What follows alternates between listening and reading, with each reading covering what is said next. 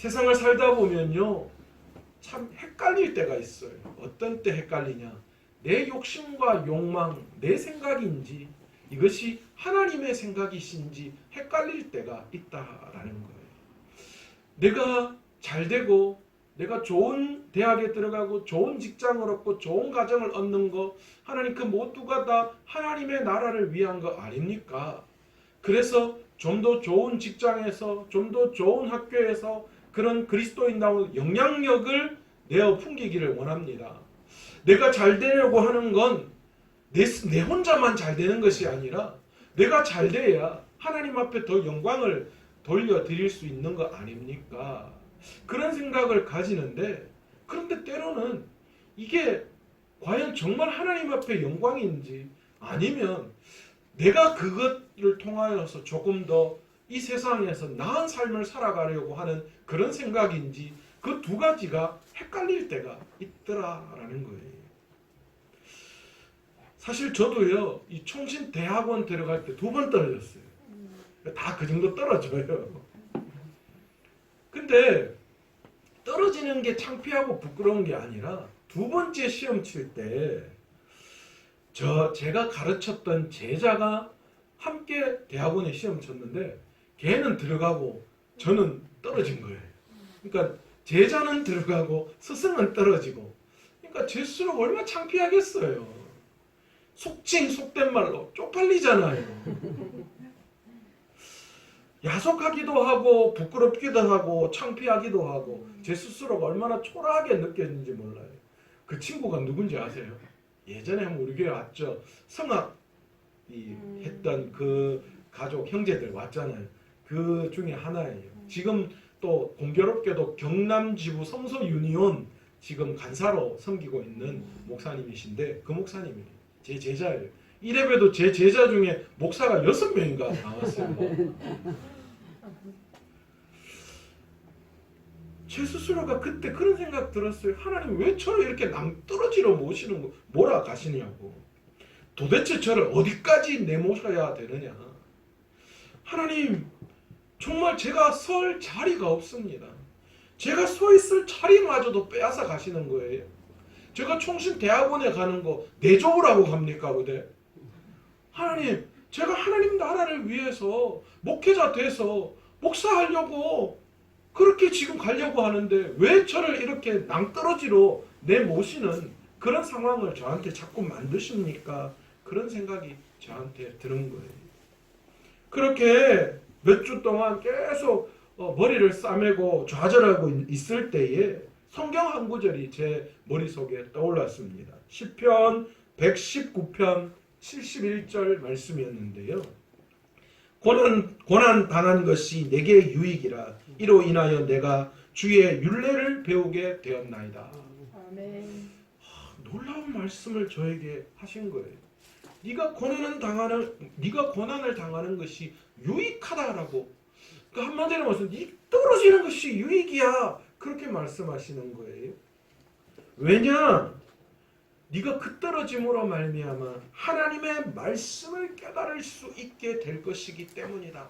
그렇게 말씀하시는 거예요. 여러분, 정말 그렇습니다.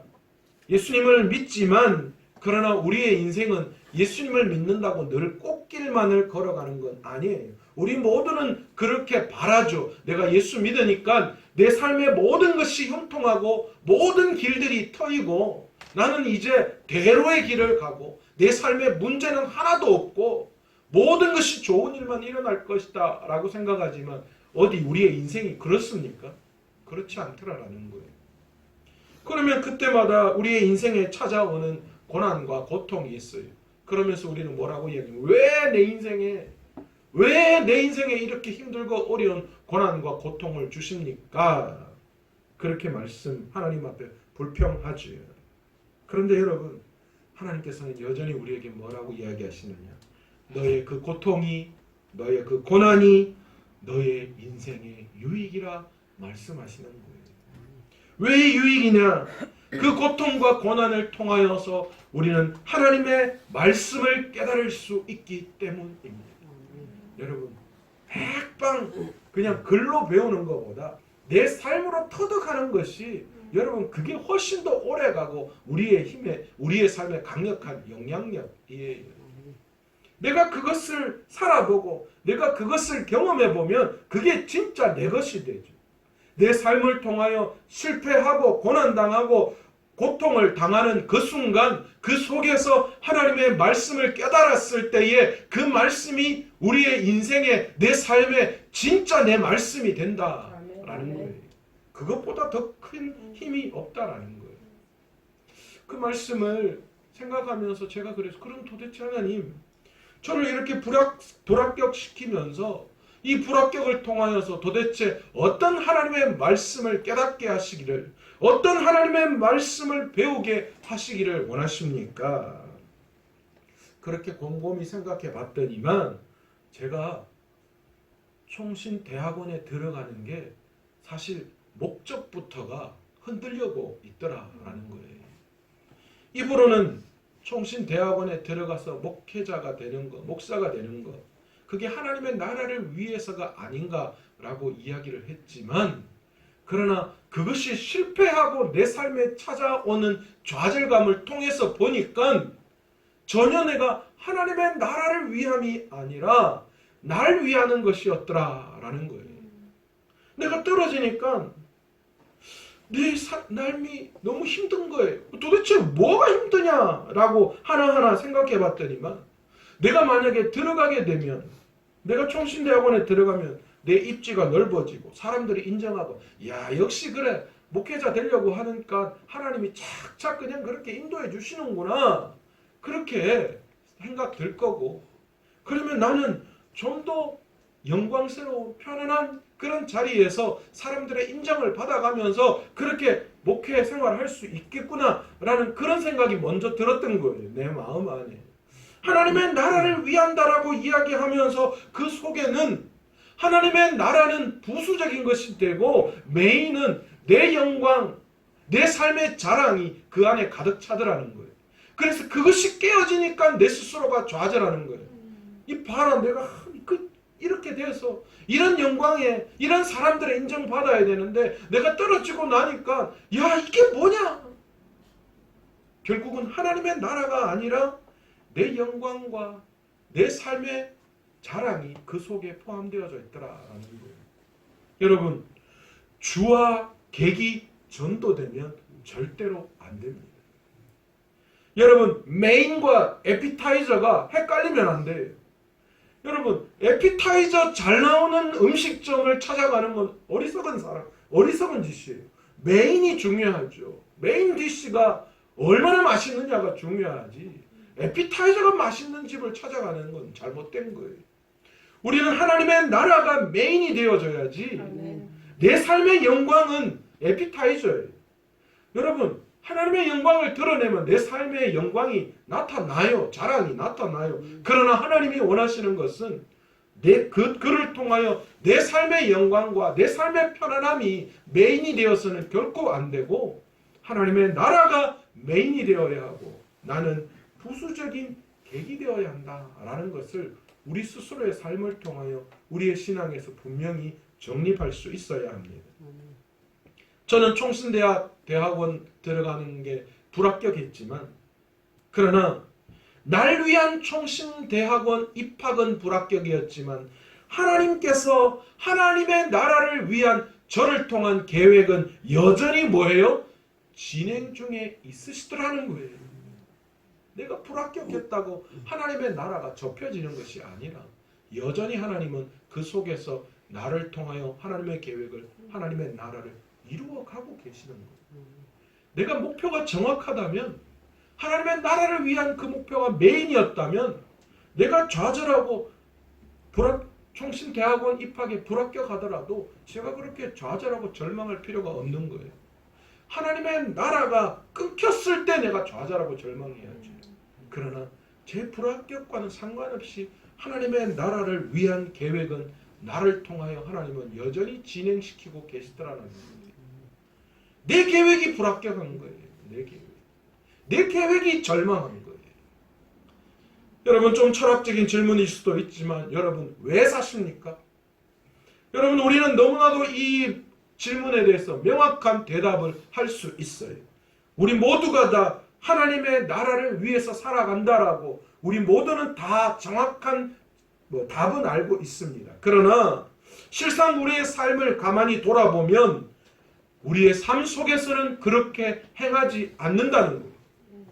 하나님의 나라를 위해서 산다라고 이야기는 하지만 그 속에는 여전히 하나님의 나라는 객이 되어져 있고 주는 내 삶이 되어져 있더라라는 거예요.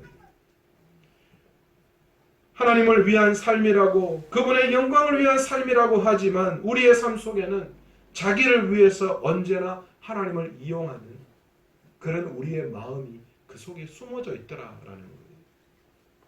하지만 이런 삶의 마지막은 여러분 항상 비참하다라는 것을 우리는 우리의 삶을 통하여 너무나 잘 알고 있습니다. 자기를 위한 삶은 다른 사람에게도 사랑받지 못하고 하나님께도 은혜를 받을 수가 없습니다. 그러니 그 삶은 그의 삶의 미래는 뻔한 거예요.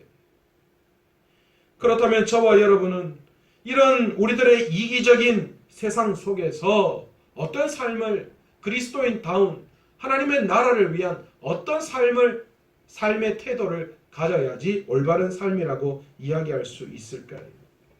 저는 오늘 그 해답을 오늘 본문의 말씀을 통하여 찾기를 원합니다. 여러분 오늘 본문의 말씀의 배경이 어떻게 될까요? 고린도 교회 안에 여러 가지 문제가 일어났습니다. 우리가 너무나도 잘 알고 있듯이 고린도는 상업적으로 항구 도시였기 때문에 너무나도 발전된 그런 경제적으로 또 많은 사람들이 왕래했기 때문에 문화적으로도 굉장히 발전된 지역이었습니다.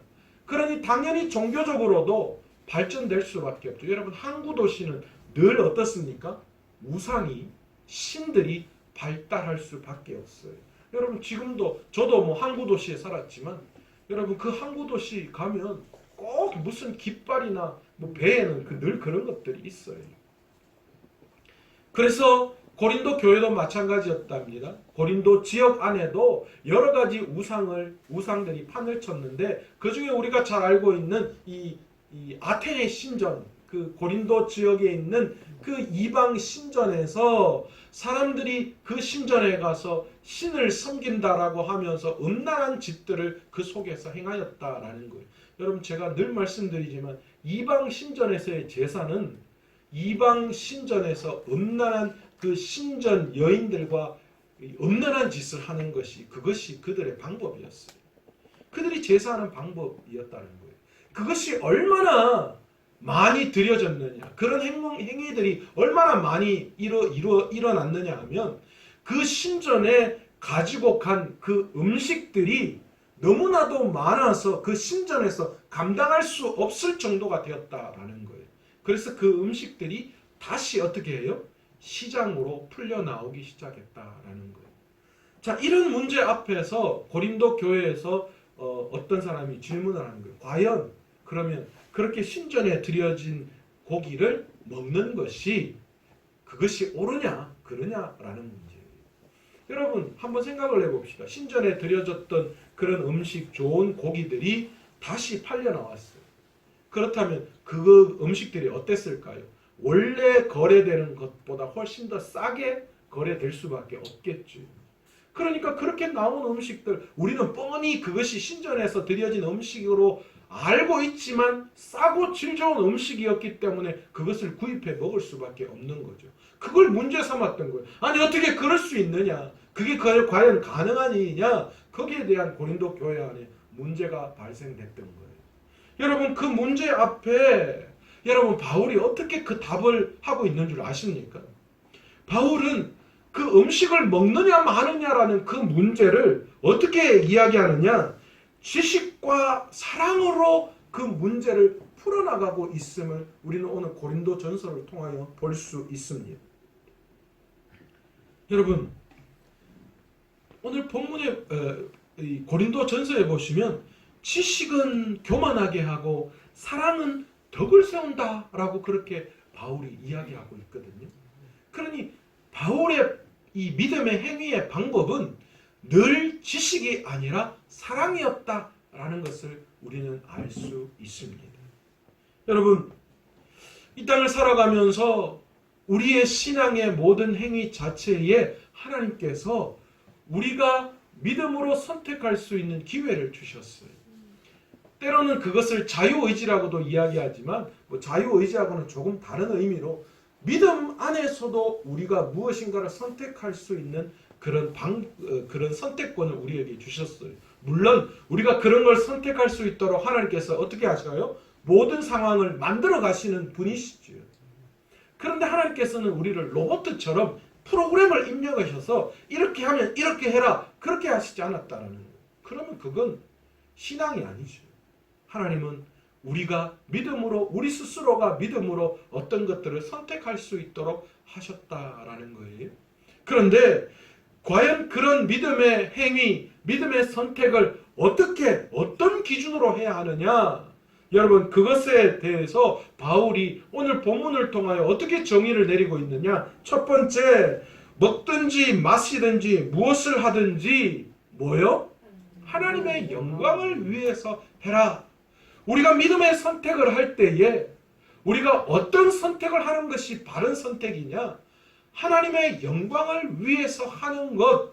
여러분, 그것이 오늘 이 땅을 살아가는 우리의 신앙의 삶에 있어서의 기준점이 될 수 있다라는 겁니다. 여러분, 천지 만물을 창조하신 하나님, 그 하나님 앞에 우리가 영광을 올려드리는 행위는 그것은 어쩌면 당연한 거예요. 현대인들의 낙심과 불만은 모두가 다 하나님을 영화롭게 하지 않는 데서부터 발생되고 있음을 우리는 알아야 합니다. 여러분, 성경에 나오는 수많은 일들을 가만히 보십시오. 하나님의 백성들이 하나님 앞에 영광을 올려드리는 삶을 살 때에 그들은 여지없이 어떻습니까? 어떤 어려움이 그들에게 닥치더라도 하나님께서 그들에게 은혜를 주셔서 그 문제를 해결하게 하시는 거예요. 문제가 없지는 않습니다. 어떤 문제라도 일어날 수 있습니다. 예수 믿는 우리의 삶에도 위기가 닥쳐옵니다. 그러나 우리가 예수를 믿기 때문에 하나님의 은혜 안에 있을 때 하나님은 그 문제를 해결할 수 있도록 하신다는 거예요. 시험에 떨어질 수 있죠. 왜 없습니까? 예수 믿는다고 삶이 그렇게 넉넉하지 않을 수 있습니다. 그러나 우리가 예수님 안에 있을 때에 하나님은 그 어려운 상황 속에서도, 그 낙심하는 상황 속에서도 하나님은 우리의 삶을 인도하시는 분이시다라는 거예요. 여러분, 출애굽 사건을 보세요. 이스라엘 백성들이 하나님과 함께 할 때에 그들은 놀라운 은혜를 하나님 앞에 경험을 하게 됩니다. 그 이후에도 이스라엘 백성들이 하나님과 함께 할 때는 풍성함을 누렸지만, 승리를 누렸지만 하나님을 멀리할 때 그들은 여지없이 실패하고 좌절을 경험할 수밖에 없었습니다. 여러분, 성경을 보면 의뢰하라라는 단어가 나옵니다. 여러분, 성경에서 의뢰하라라는 단어는 어떻게 해석을 해야 되느냐 하면 맡기다라는 의미로 해석을 해야 됩니다. 하나님을 의뢰하라라는 말은 하나님 앞에 모든 것을 맡기라라는 거예요. 여러분, 우리가 법률적으로 문제가 생겼을 때 우리가 잘 모르잖아요. 그러니까 어떻게 합니까? 누굴 찾아갑니까? 변호사 찾아가요. 내 억울함을 변호사에게 이야기해요. 그래서 내 사건을 어떻게 합니까? 내 대신 변호사에게 맡깁니다.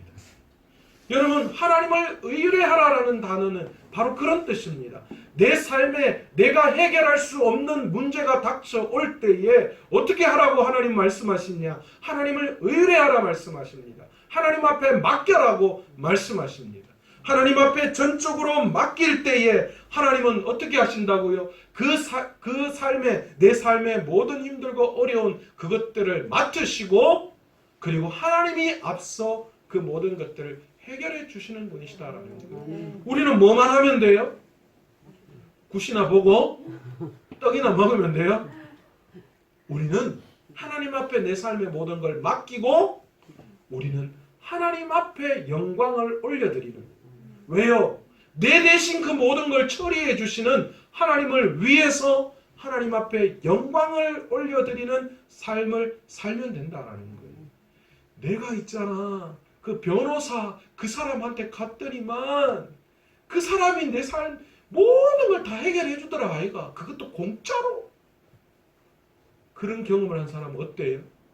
억울한 일이 있거나 법률적으로 문제가 되는 사람이 나타나면 뭐해요? 그 변호사 있잖아요. 그 황 변호사. 잘하더래, 용하더래, 돈도 많이 안 받고 진짜 잘하더라. 여러분 우리의 삶도 마찬가지 아닙니까? 내가 하나님 앞에 맡기고 하나님의 행하심을 바라보고 우리는 그 하나님 앞에 영광을 올려드리는 믿음의 삶을 살아가는 그것이 우리의 삶의 방법이라는 거예요. 여러분 문제투성이 안에 있는 삶을 가만히 바라보면 모두가 다 그 문제를 내 안에 안고 살아간다는 거예요. 하나님 앞에 맡기지 않습니다. 맡긴다고 이야기는 하는데 여전히 그 문제에 사로잡혀서 살아가요. 그러니 그 문제에 사로잡히니 하나님 앞에 영광을 올려드릴 내 삶의 여유가 없는 거예요. 그러나 모든 문제를 하나님 앞에 다 맡기면 이제 내가 하는 건 없잖아요. 다 맡겨놨으니까. 그러니 내 삶 안에 비로소 하나님 앞에 영광을 올려드릴 수 있는 시간이 나오는 거예요. 오늘 시간 우리 귀한 성도님들은 영광의 자리에 하나님을 올려놓고 그 하나님이 하나님께 모든 걸 맡기시고 우리 앞서 행하실 그 하나님을 위해서 영광의 삶을 살아갈 수 있는 저와 여러분 되시기를 간절히 축원합니다. 아멘. 두 번째 고린도전서에서 바울은 우리의 삶의 기준을 어떻게 말씀하고 있느냐? 유익을 주는 삶을 살아야 한다. 유익을 주는 행동이 우리의 삶에 있어야 한다. 그렇게 말씀하고 있습니다. 요즘 같은 어려운 경제 상황 속에서 기업인들이 가장 쉽게 할 수 있는 방법이 뭔지 아세요? 요즘 경제적으로 난리가 아니잖아요. 이런 때에 기업이 할 수 있는 게 그렇게 많지가 않아요. 가장 먼저 하는 게 인력 감축이에요. 고용을 줄이는 거예요. 그런데 이 고용 인력 감축 시에 제일 먼저 도마에 올라오는 사람이 누군지 아십니까? 그 사람이 과연 그 회사에 필요한 사람인가? 그 문제예요. 여러분 그런데 여러분 가만히 보세요. 기업하는 사장님 그러더라고요. 없어야 할 사람은 이미 IMF 때 다 잘라내고 이제는 없대요.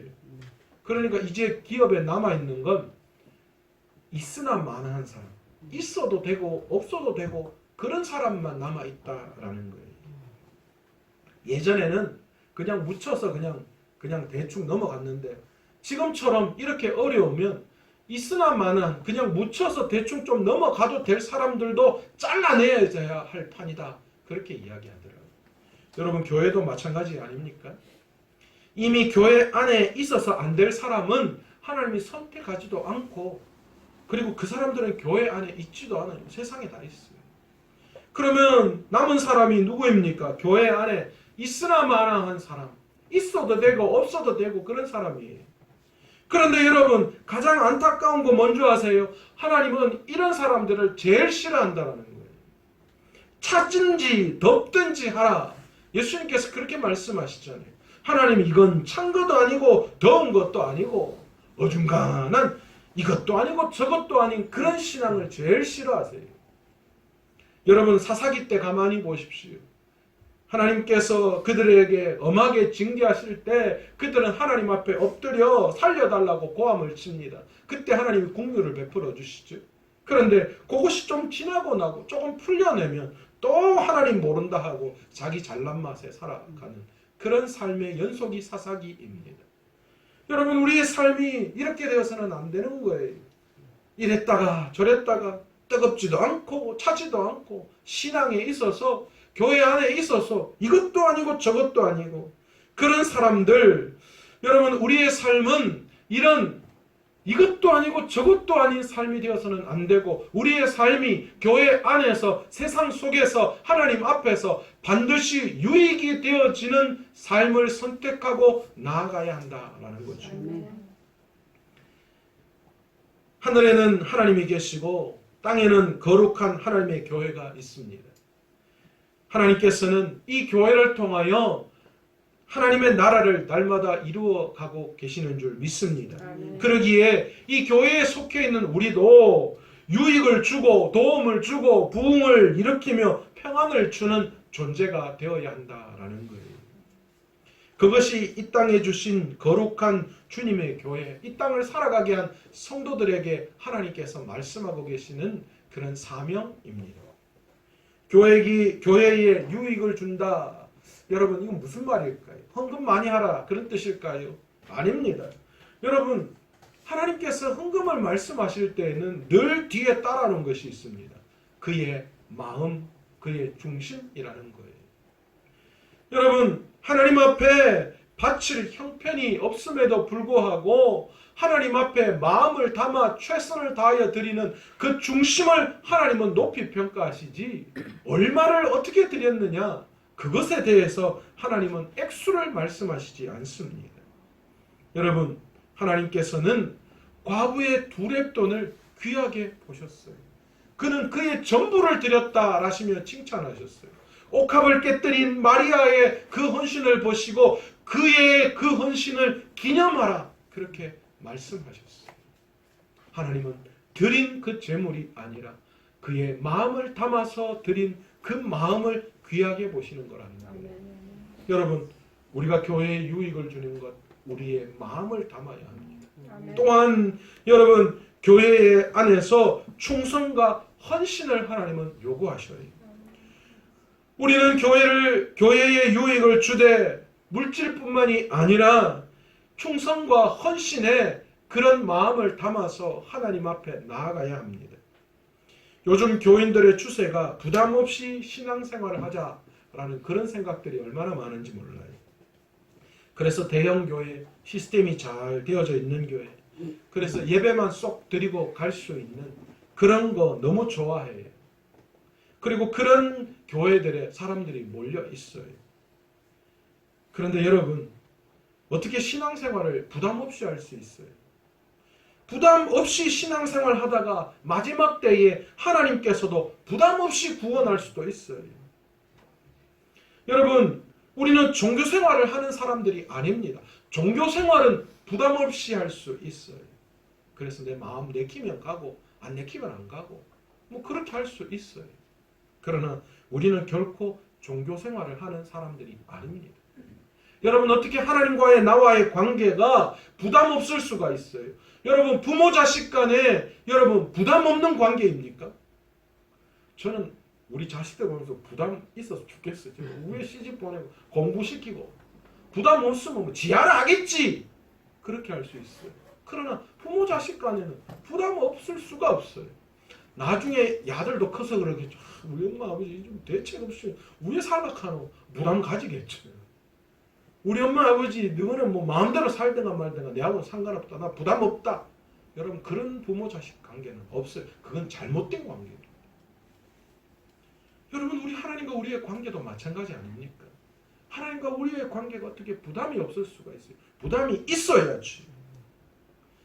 이제 우리 모든 성도들이 이 땅에 허락하신 우리 교회인 마산 서머나 교회, 또 하나님과의 관계에 있어서 유익을 주는 좀 부담을 가질 수 있는 신앙생활을 할 수 있는 저와 여러분 되시기를 간절히 축원합니다. 아멘. 세 번째로 바울은 이 땅을 살아가는 우리의 삶의 기준을 어떻게 말씀하고 있느냐? 모든 사람을 기쁘게 하라 그렇게 말씀하고 있습니다. 여러분, 하나님께 영광을 돌리는 길이 뭐라고 생각하십니까?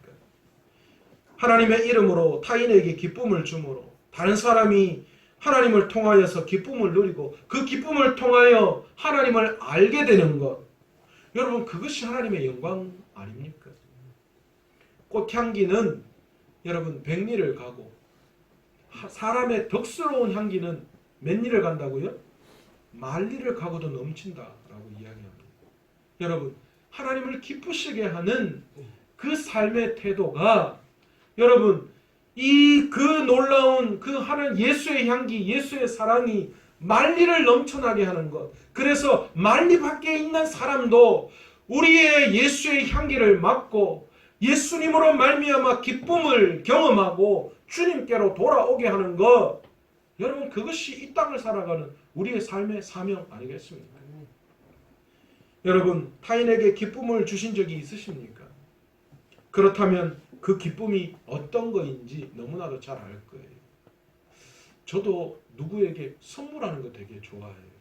제가 왜 그러냐 하면 그 선물을 할 때 그 사람이 보여지는 반응이 저 너무 좋아요. 아, 목사님 너무너무 좋아요. 여러분, 그렇게 반응해 주는 게 제 안에 얼마나 기쁨인지 몰라요. 여러분, 오늘 성경은 우리에게 모든 일을 통해서 모든 사람을 기쁘게 하라, 그렇게 말씀합니다. 우리의 삶이 다른 사람에게 피해가 되고 짜증을 나게 하고 화를 내게 하는 그런 삶이 아니라 다른 사람을 기쁘게 할 수 있는 행동, 여러분, 그것이 결국은 하나님의 복음을 드러내는 길임을 우리는 다시 한번 깨달을 수 있는 저와 여러분 되시기를 원합니다. 남에게 유익을 주고 남에게 덕을 끼치는 삶을 살아가야 한다. 성경은 우리에게 분명히 말씀하고 있습니다.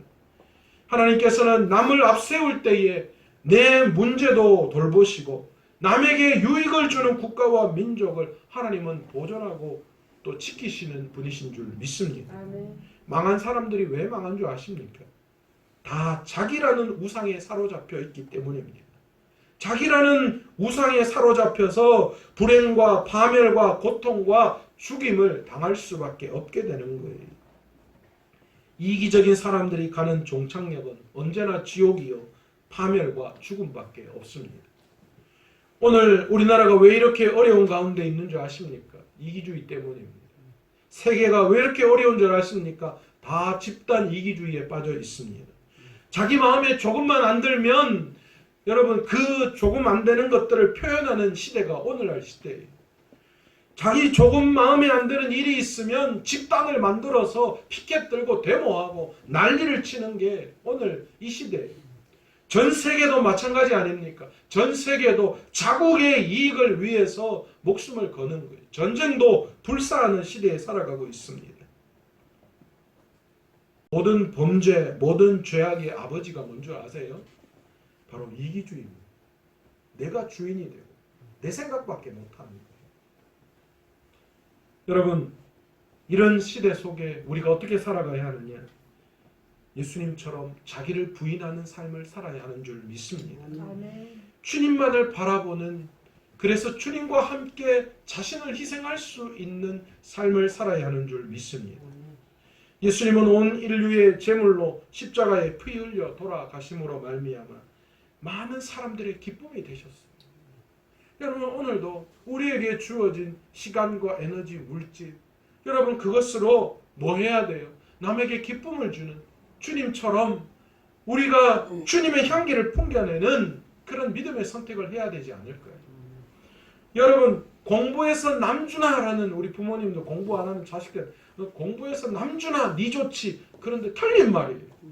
공부해서 남 줘야 돼. 돈 벌어서 남 좋은 일 시켜야 됩니다.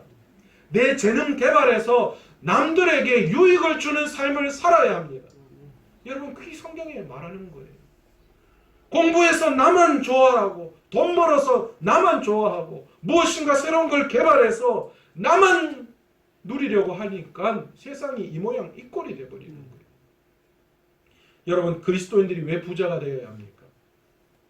1000명, 10,000명 분 그런 부를 나 혼자 누리기 위해서 그리스도인이 부자가 되어야 합니까? 아닙니다. 1000명, 10,000명을 살려내기 위해서 부자가 되어야 해요. 그리스도인이 왜 공부해야 합니까? 왜 좋은 대학에 가야 합니까? 그것들을 통하여서 많은 사람들에게 기쁨을 주고 그 기쁨을 통하여 사람을 살려내야 합니다. 그리스도인들이 왜 음악을 해야 합니까? 그 음악의 아름다운 선율을 통하여 예수 사랑을 풍겨내는 거예요. 여러분, 그것이 우리 그리스도인들이 해야 할 일입니다. 나라는 울타리를 벗어나야 합니다. 내 가정이라는 울타리를 벗어나야 해요. 내 교회라는 울타리를 벗어나야 합니다. 그래야 하나님의 나라가 보여지는 거예요. 여러분, 저는 그래서 주일학교 부흥을 위해서 기도할 때에도 우리 교회의 주일학교만 부흥되게 해달라고 이야기하지 않습니다. 우리 교회가 주일학교 부흥의 이 지역의 전초기지가 되어서 우리 교회를 통하여 이 지역의 많은 주일학교가 다시 살아날 수 있도록 기도하는 거예요. 우리 교회 주일학교 아이들이 우리 교회에서 신앙생활하고 다른 교회 가서도 더 잘 신앙생활할 수 있도록. 여러분 뭐 우리 교회만 하나님이 있고 다른 교회 하나님 못 씁니까? 아니잖아요. 나라는, 내 가정이라는, 내 교회라는, 내 지역이라는, 내 나라라는 그 울타리를 벗어날 때에 우리는 진정으로 하나님을 기쁘시게, 하나님께서 우리를 기쁘시게 함으로 말미암아 구원의 놀라운 은혜를 베풀어 주셨던 것처럼 우리 또한 다른 사람들을 살려내는 귀한 그런 사명을 감당하게 될 줄로 믿습니다. 아멘. 잠언 11장 25절에 보시면 남을 윤택하게 하는 자는 윤택하여지리라 그렇게 말씀합니다. 대부분의 사람들은 구제할 때 자기 공로의식과 자기 과시욕 때문에 하는 경우가 많이 있습니다. 그러나 성경은 오른손이 한 일을 왼손이 모르게 하라 그렇게 말씀합니다. 왜냐하면 하나님이 보시고 하나님이 갚으시기 때문이죠. 아멘. 왜 선한 일을 하는 사람이 잘 됩니까? 선한 일을 하는 사람에게 하나님은 보시고 하나님께서 친히 그것을 갚으시기 때문입니다. 아멘. 고린도전서 13장에 보시면 사랑은 자기의 유익을 굳이 아니하며 그렇게 말씀합니다. 나를 위해서 살아가는 그 삶이 그것이 나를 위해서 살아가는 삶이면 그건 사랑의 삶이 아니라고 말씀합니다. 주님도 자신을 위한 삶이 아니라 우리를 위하는 삶을 사시면서 우리를 향하신 사랑의 깊이를 보여주셨듯이 우리 또한 주님의 그 십자가 그 사랑 빚진 자로서 우리가 주님을 사랑하는 그 마음을 세상을 유익하게 하고 세상 속에 기쁨을 주는 그런 삶을 통하여 우리가 주님을 얼마나 사랑하는지 보여줘야 할 대상이 되는 줄 믿습니다. 아멘. 잘 되기를 원하십니까? 성공하기를 원하십니까? 하나님께, 교회에, 타인에게 유익을 주고 기쁨을 주는 믿음의 삶을 선택할 수 있는 저와 여러분 되시기를 간절히 축원합니다. 아멘. 하나님은 반드시 우리를 그렇게 믿음으로 그걸 선택할 수 있도록 만들어 가시는 분이신 줄 믿습니다. 아멘. 오늘 이 시간 무엇을 위해 살아가야 되느냐라고 이야기할 때에 분명한 기준, 하나님의 영광을 위해서 또한 교회와 세상에 유익을 주고 기쁨을 줌으로 말미암아 그를 통하여서 하나님의 구원의 놀라운 역사를 많은 사람들에게 전할 수 있는 귀한 믿음의 삶을 선택하며 살아갈 수 있는 저와 여러분 되시기를 간절히 축원합니다. 아멘. 기도하겠습니다.